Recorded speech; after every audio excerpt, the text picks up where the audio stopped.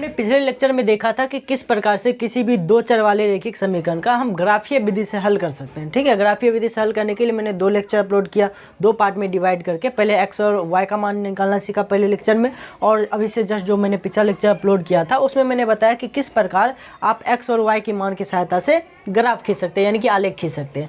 अब इसी दो चर वाले रैखिक समीकरण को, ठीक है, ये 2 चर वाला रैखिक समीकरण है, 2 समीकरण दिया हुआ है, ये समीकरण युग्म को हमको प्रतिस्थापन विधि से हल करना सीखना है। पहले प्रतिस्थापन सीखेंगे, फिर नेक्स्ट लेक्चर में मैं आपको विलोपन सिखाऊंगा, देन व्रजगुणन, फिर एक भाषा वाला क्वेश्चन करा दूंगा। ठीक है, तो अभी फिलहाल देखते हैं इसको कि प्रतिस्थापन विधि से हल कैसे कर सकते हैं। तो लिखेंगे यहाँ पे प्रतिस्थापन विधि से, क्योंकि हम लोग इसे प्रतिस्थापन विधि से हल कर रहे हैं। ठीक है, लिख लेते हैं प्रतिस्थापन विधि से। सीखते हैं कि इसे प्रतिस्थापन विधि से हम लोग कैसे हल कर सकते हैं। बहुत इजी विधि है। सबसे पहले समझते हैं इसका नाम प्रतिस्थापन क्यों पड़ा, क्योंकि इसमें एक समीकरण के मान को, ठीक है, दूसरे समीकरण में जाकर के स्थापित किया जाता है, इसलिए इसका नाम है प्रतिस्थापन। यानी कि एक समीकरण से हमको x या y का मान निकालना है, फिर दूसरे समीकरण में जाकर के इसको स्थापित कर देना है। ठीक है, कैसे, मैं अभी क्या बोल रहा हूँ आपको आगे समझ में आ जाएगा मैं भी क्या बोल रहा हूँ। ठीक है, तो अब इसमें आपको क्या करना होता है, सबसे पहले इसको तो मान लेते हैं, ये हमारा इक्वेशन फर्स्ट है, समीकरण 1, और ये क्या है, समीकरण 2। ठीक है, प्रतिस्थापन विधि से बनाने के लिए आपको क्या करना है, सबसे पहले आपको देखना है कि समीकरण 1 और समीकरण 2 में कौन सा समीकरण आसान है। आपको कौन सा समीकरण आसान लग रहा है, आपको इसमें से देखना है। आपको कोई भी आसान लग सकता है, किन्हीं को ये आसान लग रहा होगा, किन्हीं को ये, लेकिन मेजोरिटी वाले लोगों को ये समीकरण ज़्यादा आसान लग रहा होगा, समीकरण 1। ऐसे समीकरण 2 लीजिएगा फिर भी काम चल जाएगा, कोई दिक्कत नहीं है। लेकिन आसान इसलिए मैं बोल रहा हूँ, मैं चाहता हूँ कि जितना इजी आप बना सको, जितना इजीली आप सॉल्व कर पाओ, इसलिए मैं बोल रहा हूँ। सबसे पहले आपको क्या करना है, दोनों में से कोई एक समीकरण चुन लेना है। जैसे मैं यहाँ पे समीकरण 1 चूज करता हूँ, मुझे समीकरण 1 ज़्यादा आसान लग रहा है। जिनको जो भी समीकरण ज़्यादा आसान लगे, सबसे फर्स्ट स्टेप ये है, आप उस समीकरण को चूज कर लो। यहाँ पे समीकरण 1 ज़्यादा आसान है, अगर 2 ज़्यादा आसान हमें लगता तो 2 चूज कर लेते। समीकरण 1 चूज किया, अब क्या लिखेंगे यहाँ पे, समीकरण 1 से। ठीक है, समीकरण 1 से लिख लिए। यहाँ पे आप देख लेते हैं समीकरण 1 में लिखा क्या हुआ है। समीकरण 1 में क्या लिखा हुआ है, 2x + 5y बराबर क्या लिखा हुआ है, 26। ठीक है, अब आपको क्या करना है, यहाँ पे या तो x को, ठीक है, इसमें 2 चर है ना, x और y, या तो x को या y को इस तरफ रखना है, बाकी को उस साइड भेज देना। जैसे ग्राफीय विधि में हल करने से पहले x और y का मान निकालते थे तो इस प्रकार का कुछ करते थे।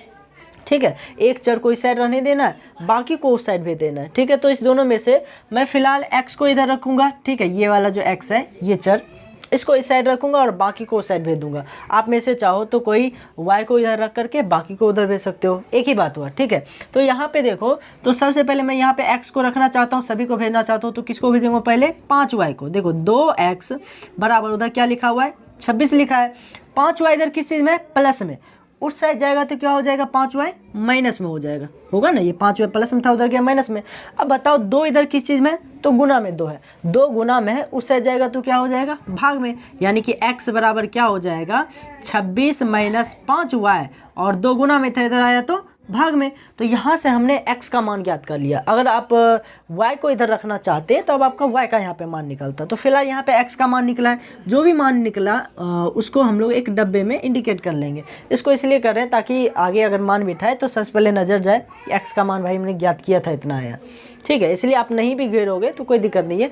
मैं सबको अच्छे से और दिखे, अच्छे से x का मान रिप्रेजेंट हो, इसलिए मैंने इसको घेर दिया। ठीक है, यहाँ से देखो x का मान निकल गया है, x का मान निकला है। अब इसका काम क्या है, ठीक, अब प्रतिस्थापन विधि हम लोग पढ़ रहे हैं। अभी जस्ट मैंने बताया प्रतिस्थापन विधि का क्या काम होता है, एक समीकरण से x या y का मान निकालो, दूसरे समीकरण में जाकर के स्थापित कर दो। तो इस किस समीकरण से हमने x का मान निकाला, तो हमने निकाला समीकरण 1 से। तो हम लोग किस में स्थापित करेंगे समीकरण, इस x का मान, तो समीकरण 2 में स्थापित करेंगे। एग्जाम्पल के लिए मैं बताता हूँ, अगर मैं समीकरण 2 से निकालता ये x का मान, तब किस में स्थापित करते, उस समय समीकरण 1 में स्थापित करते, यानी समीकरण 1 में रखते। ठीक है, लेकिन अभी हम लोग किससे निकालें, अभी हम लोग निकालें समीकरण 1 से x का मान निकाले हैं ना, इसलिए किस में रखेंगे, समीकरण 2 में रखेंगे। तो क्या लिखेंगे यहाँ पे, समीकरण 2 में, क्योंकि 1 से निकालें इसलिए 2 में रखेंगे। समीकरण 2 में x का मान रखने पर, ठीक है, समीकरण 2 में x का मान रखने पर, तो देख लेते हैं समीकरण 2 हमारा है क्या। समीकरण 2 क्या है, देखो तो समीकरण 2 में क्या लिखा हुआ है, 3x + 7y बराबर क्या लिखा हुआ है, 37 लिखा है ना ऐसा, 3x + 7y बराबर 37 लिखा हुआ है।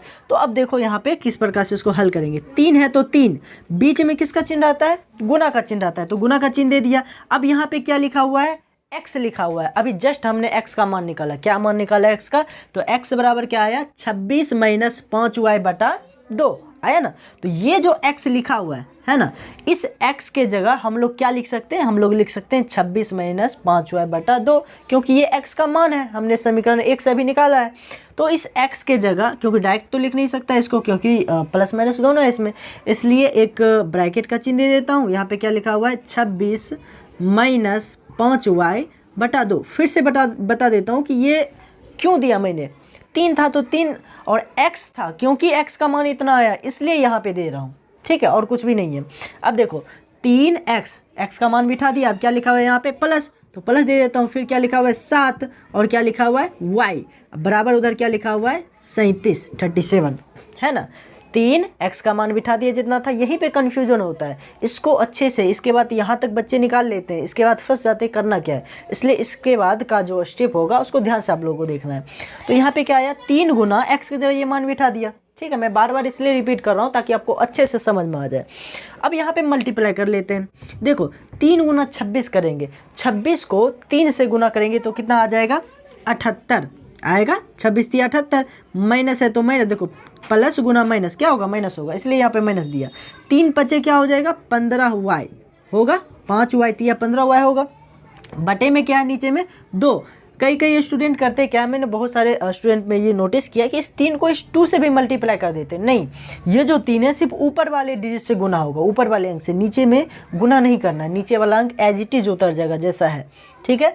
अब प्लस लिखा हुआ है तो प्लस, अब यहाँ पे क्या लिखा हुआ है, 7y बराबर उधर क्या लिखा हुआ है, 37 लिखा हुआ है। अब नहीं कुछ है तो नीचे में क्या होगा, 1 होगा ना। अब यहाँ पे बोर्ड थोड़ा सा जगह नहीं बच पा रहा है, अब इधर मैं करता हूँ इसको हल। इसको फिर से लिख लेते हैं उधर फ्रेशली।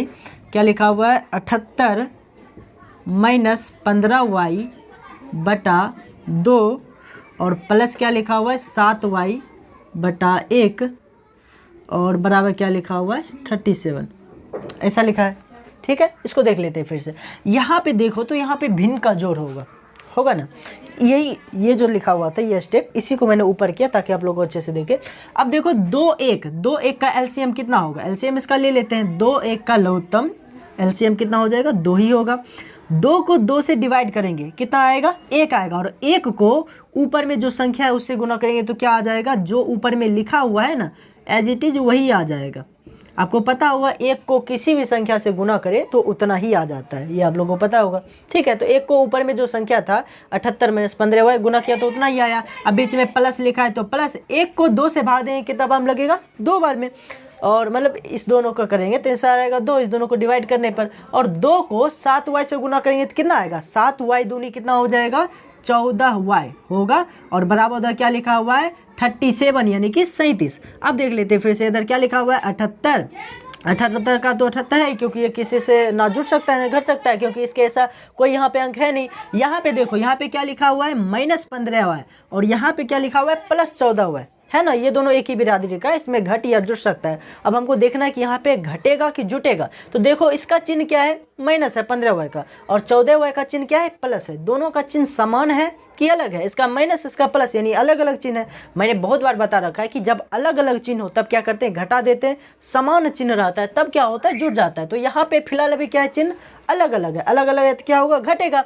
घटता कैसे, तो बड़ा में से छोटा, तो 15y में से 14y घटेगा तो कितना बचेगा, 1y। तो क्या 1y को हम इस प्रकार से लिखेंगे, नहीं, 1y को ऐसे नहीं लिखेंगे, क्या लिखेंगे, सिर्फ y लिखेंगे। तो यहाँ पे क्या हो जाएगा, सिर्फ y। अब हमको ये सोचना है कि यहाँ पे प्लस का चिन्ह होगा बीच में या माइनस का चिन्ह। तो दोनों को देखना है कि दोनों में बड़ा कौन है, 15y बड़ा है या 14y बड़ा है, ठीक है। 15y बड़ा कि 14y बड़ा, तो कौन सा बड़ा है, 15y बड़ा है। अब कुछ महानुभाव बोलेंगे सर माइनस 15y में 14y में तो प्लस 14y बड़ा है। यहाँ पे भूल जाओ कि माइनस 15y और प्लस 14y, सिर्फ मैं पूछ रहा हूँ 15 बड़ा कि 14 बड़ा, दोनों में तो क्या है, 15y बड़ा है।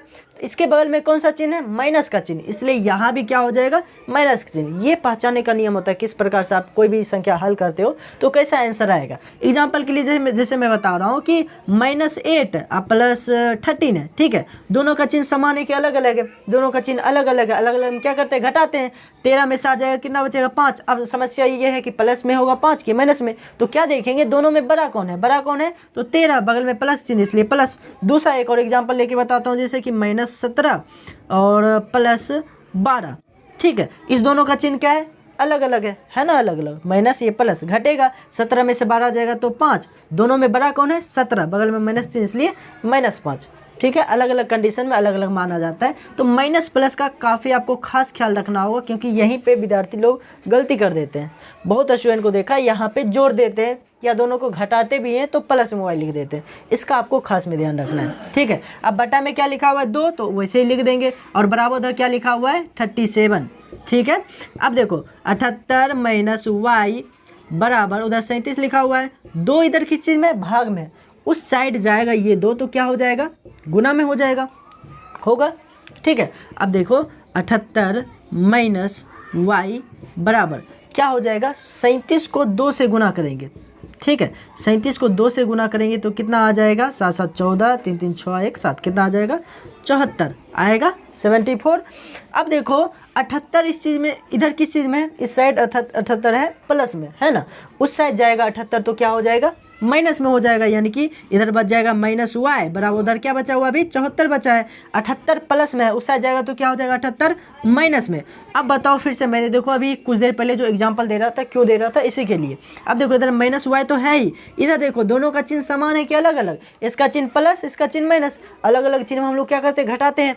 कैसे घटाते हैं, बड़ा में से छोटा, तो 78 में से 74 जाएगा तो कितना बचेगा, 4 बचेगा। अब समस्या है कि यहाँ प्लस देंगे कि माइनस, तो दोनों में से देख लेते हैं बड़ा कौन है, दोनों में बड़ा कौन है, तो दोनों में बड़ा है 78 और बगल में कौन सा चिन्ह है, माइनस का चिन्ह, तो यहाँ भी क्या हो जाएगा माइनस, और हम लोग माइनस माइनस को काट सकते हैं, ये y के बगल में भी माइनस है, 4 के बगल में भी माइनस है, तो माइनस माइनस दोनों का कट गया, तो इसलिए y बराबर कितना आ गया 4। ये किसका मान निकला, सिर्फ अभी y का मान निकला, हमें किसका मान निकालना है, अभी x का भी मान निकालना है। तो देखो यहाँ पे x का मान मैंने पहले निकाला था, लेकिन किसके फॉर्मेट में निकला था, y के फॉर्मेट में, y के फॉर्मेट में आया था ना, y के रूप में।